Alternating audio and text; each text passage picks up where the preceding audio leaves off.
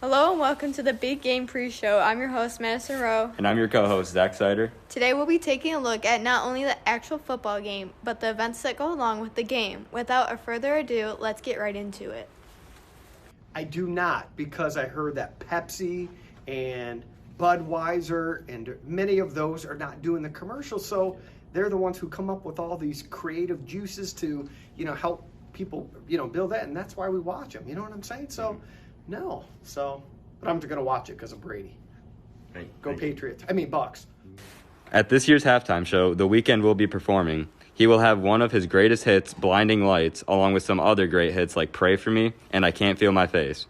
He will have music that will appeal to everyone. The cost of the halftime show is around $13 million, with $7 million of it going back to The Weeknd himself. I think The Weeknd is going to be really entertaining, and he's a really good singer, so I think that most people will like him, and yeah. Good. The Chiefs and Buccaneers are set to be a good game. The two teams had already gone at it back in Week 12, and that ended with a 27-24 victory for the Chiefs. For both teams, the main defensive focus will be to slow down the quarterbacks, as the QB matchup is Tom Brady and Patrick Mahomes. Two phenomenal quarterbacks who arguably played the biggest part to each team's success. Each team will just try to keep each other's offense off the field and keep the game in their own hands, because if one of these teams gets hot, there's no telling when they'll stop.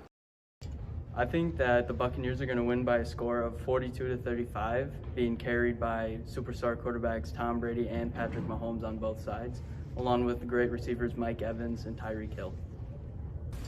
We think this is going to be a good game to see.